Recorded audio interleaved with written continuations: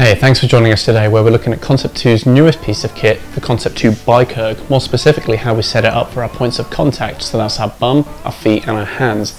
If you haven't seen it already, after this video head on to our other video on how to set up the performance monitor and the resistance setting just to complete your setup. But for today we're going to kick things off by looking at our bum. So if you've got a really long workout planned, then you might want to consider wearing some padded cycling shorts, but that's not to say that Concept 2 haven't given us a really comfortable seat here. I'm more than happy to sit on the seat for an hour and not feel any discomfort. So how high do we need the seat? You're looking at hip height from the ground as you stand beside the machine. To adjust the seat up, just pull up on the seat, or to adjust down, pull back on the clip and adjust down. One thing to be careful of is if you're picking up the machine, not to just grab it by the seat post, otherwise that happens. So like I say, we're looking for hip height from the ground, which is around about there for me. Now if you're a cycling enthusiast and you want to get particular about your setup, then there's also a bolt underneath the seat which you can loosen and tighten to shift the seat forward or backwards an inch. Next we're moving on to the feet, and the pedals that Concept 2 have provided us with are these platform pedals, so there's no clips or toe cages here, but for a more specific setup of course you can attach your own pedals. Now further proof of whether you've got the seat height right is when you sit down on the machine with your leg at max extension and pressure through the balls of the feet. There should be a slight bend in the knee, and the point to pick up on there also is that it's pressure through the balls of the feet that we're looking for while cycling. Finally, we're looking at the hands, which of course come into contact with the handlebar, and there are a number of options and considerations here. The first being the handlebar height, which is adjustable in much the same way as the seat post, only there's a fastening which you need to loosen off first before pulling up on the handle to increase the height, or pull back on the clip and push down to decrease the height. Don't forget to retighten that fastening for security of position, so if you were to inadvertently pull up on the handlebars during the workout, that's not going to move anywhere in the same way that the seat post would. Next we're looking at the proximity of the handlebar to the body. Again, there's a fastening which you need to loosen off before sliding the stem forward or backward depending on where you need it, and don't forget to retighten again.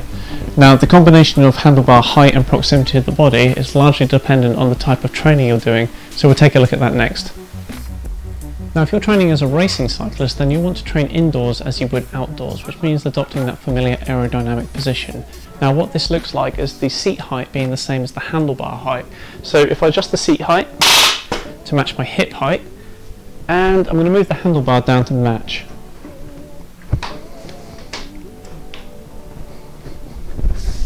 Now if I jump on for a moment, the grip you'll take on the handlebar will be the one furthest away from the body, and the back angle begins to approach horizontal.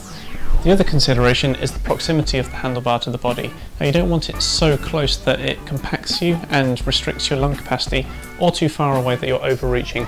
So I'm just going to move this out a little bit.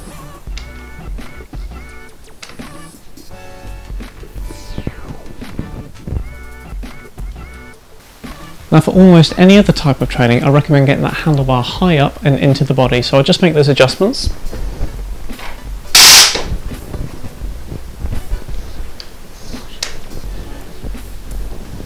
And I'll be looking to grip the handlebar at the point that's closest to the body.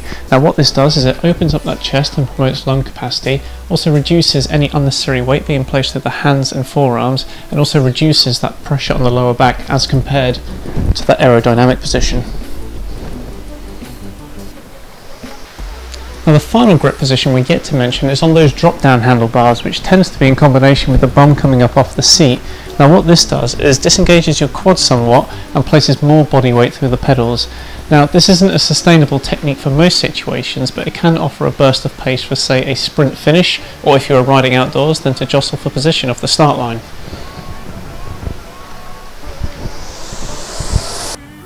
My final point so far as your hands are concerned is yes, to predominantly adopt the grip that's most appropriate to the training that you're doing, but to also occasionally switch up that grip from closest to the body, furthest away, somewhere in between, because sustained pressure through the same point in your hands can cause temporary nerve damage, which if you've ever felt that before is a little bit uncomfortable and comes in the form of that tingling sensation in your hands and fingers. One option is to wear gloves for a little extra padding and comfort, which also have the added benefit of preventing sweat from dripping down your arms into your hands and ultimately onto the handlebar. So that's it for today, but please don't forget to check out our other video on the performance monitor and the resistance setting to complete your setup. Otherwise, good luck with your next workout, and thanks again for watching.